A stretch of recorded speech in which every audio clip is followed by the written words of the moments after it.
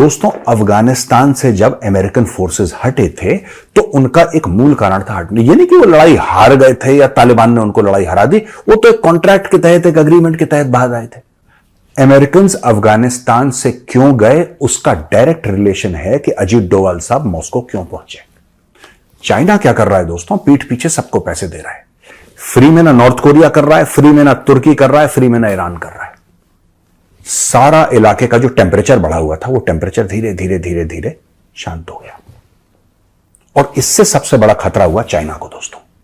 और चाइना को यह खतरा हुआ कि जब सब शांत हो गए तो इसका मतलब अमेरिका और नेटो अब हमारी ओर देखेंगे, क्योंकि चाइना से हमारी भी लड़ाई लगी हुई है। At least line of actual control पे तो चाइना के साथ हमारा फेस ऑफ है।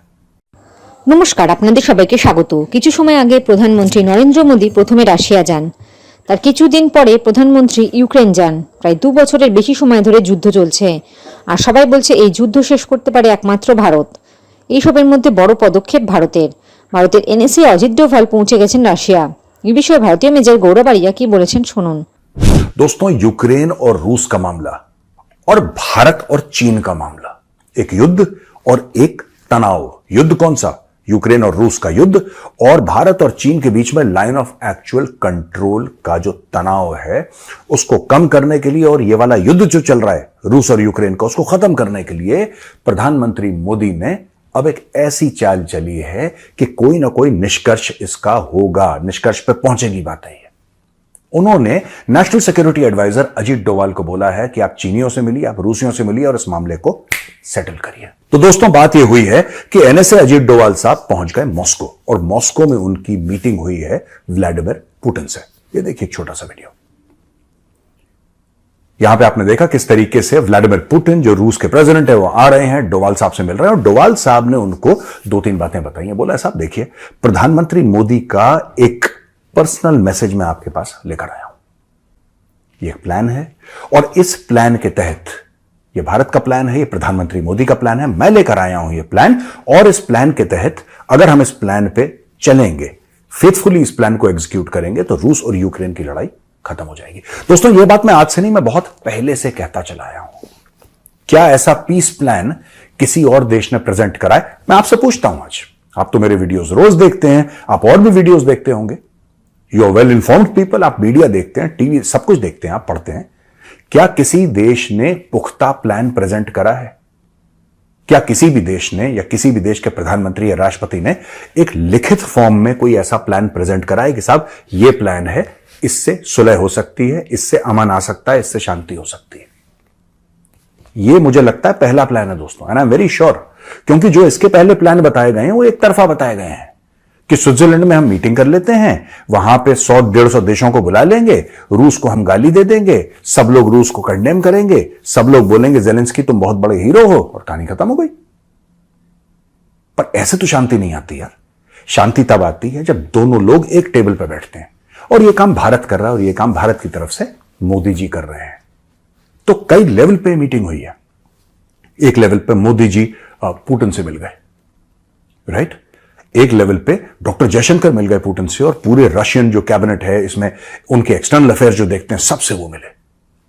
अब अंत में जा रहे हैं national security adviser Ajit Doval. दोस्तों,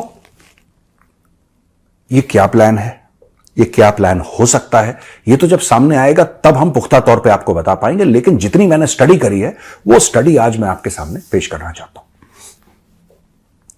आपको यह पता है कि कई समय से रूस जो है यूक्रेन की जमीन घेरा हुआ है, और रूस उस जमीन को छोड़ने का नाम नहीं ले रहा। लेकिन इस बार यूक्रेन ने भी रूस की जमीन घेर ली। एक दूसरे पर ड्रोन के अटैक्स हो रहे हैं, फाइटर जेट्स के अटैक हो रहे हैं, और एक दूसरे को खत्म करना, नस्त नाबूद करना, इसकी प्लानिंग जारी है। रूस को भड़का रहा है चाइना। चाइना कह रहा है पैसे ले लो, चाइना कह रहा है क्रिटिकल टेक्नोलॉजीज ले लो, बैलिस्टिक मिसाइल के पार्ट चाहिए, क्रूज मिसाइल के पार्ट चाहिए, चिंता मत करो, हम इस दरवाजे से तुम्हें दे देंगे, तुम बोलना मत किसी को। वहां पे चीन नॉर्थ कोरिया से बोल रहा है कि इनके पास 155 mm मीडियम आर्टिलरी के शेल्स कम हो रहे हैं, सप्लाई करो। तो भाई ये सप्लाई कर रहे हैं, है ना? फिर बोल रहे हैं कि साहब तुर्की को तुम करो, ईरान तुम क्यों चुपचाप बैठे हो, तुम्हें भी अपना हिस्सा डालना, तुम सप्लाई करो। चाइना क्या कर रहा है दोस्तों? पीठ पीछे सबको पैसे दे रहा है। फ्री में ना नॉर्थ कोरिया कर रहा है, फ्री में ना तुर्की कर रहा है, फ्री में ना ईरान कर रहा है। ये सारे के सारे पैसे ले रहे हैं, लेकिन इनको पैसे दे कौन रहा है? इनको दे रहा है पैसे चाइना। यानी कि चाइना फंड कर रहा है इस वॉर को, और चाइना लगातार दर लगातार फंड कर रहा है इस वॉर को। दोस्तों, श्री अजीत डोभाल जी गए हैं वहां पे। इसके पहले वो क्यों गए हैं, इसके पहले आपको ये बैकग्राउंड जानना जरूरी है कि चाइना फंड क्यों कर रहा है वॉर को, और चाइना की ऐसी कौन सी बात है, राइट, अगर जो हटा दी जाए तो चाइना एक्सपोज हो जाएगा सबके सामने। मैं आपको बताता हूं दोस्तों, अफगानिस्तान से जब अमेरिकन फोर्सेस हटे थे तो उनका एक मूल कारण था हटने। ये नहीं कि वो लड़ाई हार गए थे या तालिबान ने उनको लड़ाई हरा दी, वो तो एक कॉन्ट्रैक्ट के तहत, एक अग्रीमेंट के तहत बाहर आए थे। उसका नाम है दोहा अकॉर्ड्स। अकॉर्ड्स हुए थे दोहा में, जो कि कतर की कैपिटल है, और वहां पे लोगों ने उसको विटनेस करा, लोगों ने एज विटनेस साइन करा, अमेरिका ने साइन करा, तालिबान ने साइन करा, एक तारीख मुकर्रर करी, बोला कि ठीक है हम इस तारीख को थैंक यू बोल देंगे, आप लोग आ जाना, हम लोग जा रहे हैं। कई लोग कहते हैं कि तालिबान ने अमेरिकन को हरा दिया। नहीं, that's not the case. That is certainly not the case. Certainly not the case. तो अमेरिकन गए क्यों वहां से? अमेरिकन अफगानिस्तान से क्यों गए, उसका डायरेक्ट रिलेशन है कि अजीत डोभाल साहब मॉस्को क्यों पहुंचे। आज मैं ये सारी कड़ियां जोड़ के आपको बताता हूं, बड़ा इंटरेस्टिंग वीडियो होने वाला है। दोस्तों, स्टोरी ये है कि अमेरिका को यह पता था कि इंडो पैसिफिक में चाइना का दबदबा बढ़ रहा है। अमेरिका को यह बात पता थी, और अमेरिका को यह भी पता था कि जब तक हम ये अफगानिस्तान या इराक यहां पे फंसे रहेंगे, हम चाइना पे फोकस नहीं कर पाएंगे। और चाइना पे फोकस करना जरूरी है, क्योंकि अफगानिस्तान खतरा नहीं है, इराक खतरा नहीं है, खतरा चाइना है। चाइना है जिसने दुनिया की सबसे बड़ी नेवी बना ली, अमेरिकन नेवी को पीछे छोड़ दिया। चाइना है जो अरबों दर अरबों डॉलर हथियारों पर खर्च कर रहा है। चाइना है जो इस तरीके से 5th जनरेशन फाइटर एयरक्राफ्ट बनाता है, आप समझो जैसे कि हलवाई को मिठाई बना रहा हो। चाइना यह कह रहा है कि अगले 5-7 साल में उसके पास 1000 5th जनरेशन फाइटर्स होंगे। तो आप समझ लीजिए कि चाइना को कंट्रोल करना जरूरी है। चाइना से जो ताइवान को थ्रेट है उसको समझना जरूरी है। चाइना का जो इंडिया पे थ्रेट है उसको समझना जरूरी है। चाइना जो जापान को, फिलीपींस को, इंडोनेशिया को, ऑस्ट्रेलिया को, हर एक देश को थ्रेटन कर रहा है, वो समझना जरूरी है। अब ये समझेंगे कैसे? ये समझेंगे ऐसे कि जब आप अफगानिस्तान से निकलेंगे, जब आप इराक से निकलेंगे, जब आप सीरिया से निकलेंगे, जब आप यमन से निकलेंगे, जब आप हर जगह से निकल जाएंगे, बिल्कुल निकल जाएंगे आप, उसके बाद आपका दिमाग सेंटर में आएगा। और जब आपका दिमाग सेंटर में आएगा, आप सारे पैसे, सारा बजट, सारी एनर्जी, सारी अपनी नेशनल सिक्योरिटी फिलॉसफी फिर आप चाइना पे लगाएंगे और आप चाइना को कंट्रोल करेंगे। यह बात थी। यह बात अमेरिका ने शुरू भी कर दी करना। आपको पता है, अपनी फोर्सेस दुनिया भर से अमेरिका ने हटाई और अफगानिस्तान को थैंक यू बोला। दोहा अकॉर्ड साइन हुए, तालिबान आया, अमेरिका चला गया। अमेरिका इसलिए गया क्योंकि वो चाइना को कंट्रोल करना चाह रहा था और उसको दोनों बाजू अपने खाली चाहिए थे। वहां पे डोनाल्ड ट्रंप आते हैं और डोनाल्ड ट्रंप ये कहते हैं साहब कि हम ना इब्राहिम अकॉर्ड साइन करेंगे। ठीक है, इब्राहिम अकॉर्ड्स क्या थे? इब्राहिम अकॉर्ड्स, इब्राहिम अकॉर्ड्स, और ये पहले की बात है। इब्राहिम अकॉर्ड्स ये अकॉर्ड्स थे कि इब्राहिमिक रिलीजन 3 हैं, इस्लाम, क्रिश्चियनिटी, जुडाइज्म, राइट। हम सब लोग भाई हैं, हम सब लोग मिलकर काम करेंगे, कोई एक पे अटैक नहीं करेगा, कोई हमला नहीं करेगा, अमन शांति होगी, ट्रेड और कॉमर्स होगा, साइंटिफिक अचीवमेंट होगी। और ये लोग जो हैं मुस्लिम कंट्रीज, ये रिकॉग्नाइज करेंगे इजराइल को, इजराइल रिकॉग्नाइज करेगा इनको, धंधा पानी करो, कोई किसी पे अटैक करने की जरूरत नहीं है। ट्रंप का यह प्लान कामयाब हो जाता है। अब ट्रंप का प्लान कामयाब हो जाता है, यानी कि मिडिल ईस्ट में शांति। समझ रहे हैं आप? यानी कि मिडिल ईस्ट, जिसको भारत वेस्ट एशिया कहता है, उधर शांति हो गई। शांति, कोई अटैक नहीं कर रहा। सऊदी अरब कह रहा है हम रिकॉग्नाइज करेंगे, बहरीन ने तो रिकॉग्नाइज कर ही लिया। इजराइल कह रहा है हम अपना डेलीगेशन भेज रहे हैं सऊदी अरेबिया को, आपको बताओ कौन सी टेक्नोलॉजी चाहिए। लोग काम धंधे की बात कर रहे हैं, लोग व्यापार की बात कर रहे हैं। बीच में आपका अफगानिस्तान का भी मैटर सेटल हो गया, अमेरिकन फोर्सेस वहां से हट गई। सारा इलाके का जो टेम्परेचर बढ़ा हुआ था, वो टेम्परेचर धीरे धीरे धीरे धीरे शांत हो गया। और इससे सबसे बड़ा खतरा हुआ चाइना को दोस्तों। और चाइना को यह खतरा हुआ कि जब सब शांत हो गए तो इसका मतलब अमेरिका और नेटो अब हमारी ओर देखेंगे। बहुत जरूरी है कि इस इलाके में, इस खित्ते में दोबारा आग लगा दो। किसी ने किसी को फोन करा, बीजिंग से तेहरान फोन आया, तेहरान से वो फोन गया गाजा पट्टी, फिर कहीं गया, कहीं 4-5 लोगों के बीच में प्लानिंग हुई। 7 अक्टूबर को हमला हो गया इजराइल के ऊपर। यह जानते हुए कि इजराइल के ऊपर हमला होगा, इजराइल पलटवार करेगा। ऐसा हो नहीं सकता यार, ऐसा हो नहीं सकता कि आप इजराइल को पत्थर फेंको और वो पहाड़ ना फेंके। ऐसा हुआ नहीं है इतिहास में। और इनको पता था, दे न्यू फुली वेल कि इजराइल वापस भयानक पलटवार करेगा, और वही चाहते थे। इन्होंने अटैक करवाया, पलटवार हुआ, दोबारा उस एरिया में आग लग गई। और एब्राहम अकॉर्ड्स, जो कि डोनाल्ड ट्रंप ने इतनी मेहनत से बनाए थे कि सब लोग अमन शांति से भाईचारे से रहेंगे, वो फूक गए, उसमें आग लग गई। यहां पे ऑलरेडी 2 साल पहले जो रूस था वो यूक्रेन के अंदर घुस चुका था। तो जो अमेरिका अफगानिस्तान से निकला और मिडिल ईस्ट से निकला, 2 जगह से निकला, वो वापस 2 जगह और फंस गया, यानी कि वापस मिडिल ईस्ट में फंस गया, और अफगानिस्तान की जगह वो रूस और यूक्रेन में फंस गया। ये सारे चैप्टर में चाइना बच गया। यानी कि अमेरिका की जो नेशनल सिक्योरिटी फिलॉसफी थी, जो उनका नेशनल सिक्योरिटी डॉक्ट्रिन था, जो ये कहता था कि प्राइमरी एनिमी हमारा चाइना है, प्राइमरी नेशनल सिक्योरिटी थ्रेट हमारा चाइना है। चाइना, अब दोनों हाथ उसके बंद गए अमेरिका के, दोबारा जो इतने सालों से बंधे हुए थे, दोबारा उसके हाथ बंद गए, और यानी कि चाइना को खुली छूट मिल गई। अब देखिए, चाइना कहीं लड़ाई नहीं कर रहा, चाइना के पैसे कहीं खर्च नहीं हो रहे, चाइना के फौजी कहीं मर नहीं रहे, चाइना को कुछ नहीं हो रहा। चाइना चुपचाप बैठा है। चाइना अपनी इकोनॉमी ठीक करने की कोशिश कर रहा है, जिसको कोविड के बाद बहुत बुरी लात पड़ी थी, पेट पे लात पड़ी थी चाइना को। चाइना उसको ठीक करने की कोशिश कर रहा है। चाइना अपने एक्सपोर्ट्स और बेहतर करने की कोशिश कर रहा है। चाइना लोगों को आंखें दिखा रहा है। चाइना अपनी पोजीशन और मजबूत कर रहा है, और ये इसलिए मजबूत कर पा रहा है दोस्तों, क्योंकि अमेरिका फिर फंस गया वहां पे। ये चेस का गेम है, ये शतरंज का खेल है दोस्तों। एक चाल शे और मात, चल दिया चाइना ने एक चाल शे और मात, फंस गया अमेरिका। अगर हमें चाइना को कमजोर करना है, क्योंकि चाइना से हमारी भी लड़ाई लगी हुई है, at least line of actual control पे, तो चाइना के साथ हमारा फेस ऑफ है ना। हमारे भी इतने लाखों फौजी लगे हैं, चाइना के भी लाखों फौजी लगे हैं। चाइना कहता है अरुणाचल हमें दे दो, क्योंकि Arunachal actually according to China वो साउथ टिबेट है, वो तो भारत का इलाका ही नहीं है। वो लद्दाख हमें दे दो, कल बोलेगा उत्तराखंड हमें दे दो, फिर बोलेगा हिमाचल हमें दे दो, फिर बोलेगा सिक्किम हमें दे दो। उसको तो सब चाहिए ना यार। लेकिन चाइना उसी जाल में फंस जाए जिसमें उसने अमेरिका को फंसाया है, उसके लिए आपको 2-3 चीजें करनी पड़ेंगी। और आपको सर्वप्रथम एक चीज करनी पड़ेगी, वो है कि आपको यह युद्ध खत्म करना पड़ेगा। आपको एक बात पता है दोस्तों, सप्लाई चेन भी मैनेज हो जाएगी, तेल भी मैनेज हो जाएगा, मैनेज तो सब कुछ हो जाएगा, लेकिन भारत को बहुत नुकसान होगा लॉन्ग टर्म में अगर यह लड़ाई चलती रहे। और चाइना चाहता है कि लड़ाई चलती रहे, इसलिए प्रधानमंत्री मोदी दोनों देश गए। वो पहले गए पुतिन के पास, फिर वो गए जेलेंस्की के पास।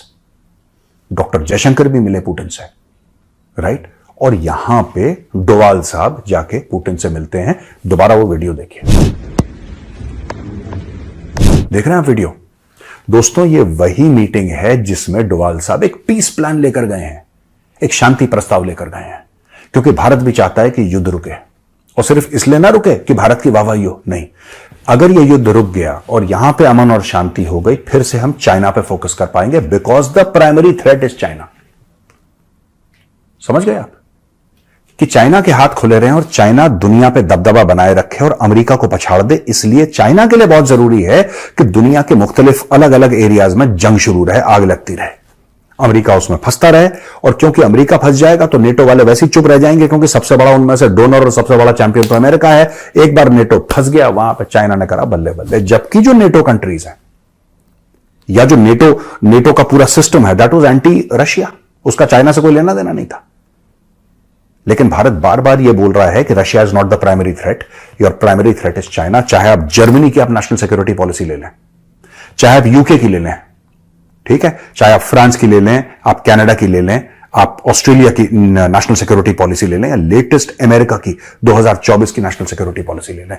हर एक देश की नेशनल सिक्योरिटी पॉलिसी सिर्फ एक बात चीख चीख कर कह रही है कि अगर हमें खतरा है तो हमें चाइना से खतरा है। अगर आपको चाइना से खतरा है, फिर यहां पे फालतू की जंग में क्यों लगे हुए हैं? आप चाइना के साथ तैयारी करो ना यार लड़ने की। कल चाइना ताइवान में घुस जाएगा, आप क्या बोलोगे ताइवान से? सॉरी यार, एक काम करना, 1-2 साल रुको जरा, हम रूस और यूक्रेन का निपटाते हैं, फिर हम इजराइल और हमास का निपटाते हैं, फिर तुम्हारे पास आएंगे, तब तक निकल जाएगा वो, फिर आप क्या करोगे? इसीलिए बहुत जरूरी है कि डोवाल साहब वहां पे जाएं और ये जो पूरा समीकरण बैठ रहा है इसको सेट करें और बोलें साहब आप किसी तरीके से इस साल के एंड तक या अगले साल की शुरुआत तक टेम्परेचर डाउन करो। चाइना नहीं होने देगा, चाइना फिर कुछ कोशिश करेगा कि अमेरिका कहीं और फंस जाए और बाकी देश कहीं और फंस जाए। भारत का एक बहुत अहम किरदार है, एक बहुत अहम रोल है इस पूरी चीज में कि ये लड़ाई खत्म हो। हमारी नेशनल सिक्योरिटी के लिए और हमारी जियोपॉलिटिक्स के लिए बहुत इंपॉर्टेंट है दोस्तों। इसीलिए अजीत डोवाल साहब वहां पे गए थे। मैं मीडिया में देख रहा था रिपोर्ट्स, वो सिर्फ अच्छा गए, ये वीडियो देख लो, ये गए ये गए ये गए, अच्छा आपको क्या लगता है, आपको क्या लगता है? किसी ने पूरा का पूरा एनालिसिस आपको करके नहीं दिया कि ये क्यों गए हैं आखिर। और अगर भारत को शांति चाहिए रूस और यूक्रेन के बीच में, तो क्यों चाहिए भाई? वाई? भारत का क्या लेना देना? हजारों किलोमीटर दूर लोग मार रहे हैं एक दूसरे को, ठीक है, आपकी सप्लाई चेन्स पे इंपैक्ट हुआ, लेकिन आप मैनेज कर लेंगे ना। आपको क्या दिक्कत है? रूस हथियार नहीं देगा, आप अमेरिका से ले लोगे। आप इतने उतावले क्यों हो रहे हो भाई साहब? आप इसलिए उतावले हो रहे हो क्योंकि उसमें चाइना का फैक्टर है। जो बार बार मोदी जी का जाना, डॉक्टर जयशंकर का जाना, अब इस वक्त एनएसए अजीत डोवाल का जाना, दिस इज नथिंग, बैकग्राउंड में पीछे खड़ा है चीन, ठीक है ना। अब दोस्तों चाइना की जहां हम बात करते हैं वहां पे एक और चीज सामने आई है, और वो सामने आई है कि चाइनीज काउंटर पार्ट जो है वांग यी, ये member of the communist party of China है, इनकी ब्रिक्स की साइडलाइंस में नेशनल सिक्योरिटी एडवाइजर की मीटिंग हुई है, और ये मीटिंग हुई है सेंट पीटर्सबर्ग रशिया में। इसमें मोदी जी भी जा रहे हैं, और जब वो मिले थे दोनों के दोनों, डोवाल साहब और प्रेसिडेंट पुतिन, तो प्रेसिडेंट पुतिन ने बोला था उनको कि मैं चाहता हूं कि मेरे दोस्त नरेंद्र मोदी आए, मैं उनसे मिलना चाहता हूं और हम लोग कई बातें करेंगे, ऐसा उन्होंने बोला। और उनको जवाब में बोला कि डोवाल साहब ने बोला कि सर मुझे प्रधानमंत्री मोदी ने भेजा है स्पेशली कि ये संदेश लेकर आओ और मेरे मित्र प्रेसिडेंट पुतिन को ये संदेश दो, तो मैं उनका संदेश लेकर आपके पास आया हूं, किस तरीके से शांति होगी ये हमने आपको बता दिया। अब यहां पे मीटिंग होती है अगेन एनएसए अजीत डोवाल साहब की और वांग यी की, इनके बीच में मीटिंग होती है ब्रिक्स में, ठीक है, सेंट पीटर्सबर्ग। और इसमें सीधा सीधा बता दिया है, राइट, एनएसए अजीत डोवाल साहब ने वांग यी को कि भाई ये जो तुम कर रहे हो ना लाइन ऑफ एक्चुअल कंट्रोल पर, अब इसको खत्म करो, बहुत हो गया, ये बहुत हो गया, एंड दिस। दोस्तों होता यह है कि लड़ाई में मैं फ्रॉम अ मिलिट्री पर्सपेक्टिव बता रहा हूं कि everybody is on high alert, चाहे इधर चाहे उधर, ठीक है। मैं लाइन ऑफ एक्चुअल कंट्रोल की बात कर रहा हूं, मैं इंडियन आर्मी और पीएलए की बात कर रहा हूं। Everybody is on high alert कि दूसरा बंदा बदमाशी करेगा, और यह हाई अलर्ट भारत में ज्यादा है क्योंकि इंडियन आर्मी में यह सेंस है कि यार उन्होंने हमसे वादा करा था, हमने उनसे वादा करा था, हम लोगों ने अग्रीमेंट साइन करी थी, इन्होंने करार तोड़ दिया। आप समझ रहे हैं? इंडियन आर्मी में एक बात यह है कि चाइनीज ने करार तोड़ा, चाइनीज भरोसे के लायक नहीं है, क्योंकि हमारे कल्चर में बहुत बड़ी बात है कि यार मैंने आपको लिख के दिया है तो आपको उसका मान सम्मान रखना पड़ेगा, मुझे उसका मान सम्मान रखना पड़ेगा। चाइनीज कल्चर में ऐसा नहीं है। चाइनीज कल्चर में जहां फायदा है वहां धोखा दे दो। तो इंडियन आर्मी इस चीज से बड़ी, कई लोग हैं जो कि बड़े अपसेट हैं वहां पे फौज में, मैं तो बात करता रहता हूं, देयर सेइंग यार कि Chinese have betrayed our trust. मैं जब बात करता हूं अपने कोर्समेट से या अपने और दोस्तों से जो फौज में हैं, तो they are colonels and they brigadiers and all that, and they say that, मुझे ऐसा लगा जिस तरीके से वो लोग बात करते हैं कि there is a sense of betrayal, कि यार हमें धोखा दिया है, हमारी एग्रीमेंट हुई थी, हमने बोला था कि बातचीत से हल करेंगे, आपने हमला किया, दोबारा हम आप पे ट्रस्ट नहीं कर सकते। तो ये फैक्टर बड़ा स्ट्रांग है। हल्का सा मिसकैलकुलेशन हुआ दोस्तों तो पूरा का पूरा इलाका ना ऐसा है जैसे कि पेट्रोल के अंदर किसी ने माचिस डाल दिया, उसमें आग लग जाएगी। क्यों? वहां पे टैंक भी हैं, फाइटर एयरक्राफ्ट भी हैं, वहां पे अटैक हेलीकॉप्टर्स भी हैं, वहां पे आर्टिलरी भी है, वहां पे इन्फेंट्री भी है, वहां पे स्पेशल फोर्सेस भी है, पूरा तो तामझाम वहां पे। तो वांग यी के साथ अजीत डोवाल साहब की मीटिंग बड़ी इंपॉर्टेंट हो जाती है, जिसमें क्लियर कट बात हुई है कि डिसएंगेजमेंट की बात करिए, अर्जेंटली बात करिए। ये बहुत हो गया कि दर्जन से ज्यादा कोर कमांडर की मीटिंग चल रही है, ये मीटिंग, इसका नतीजा क्या निकला? डिसएंगेजमेंट मतलब डिसएंगेजमेंट, एक डेट हम लोग तय करते हैं और डिसएंगेज करते हैं।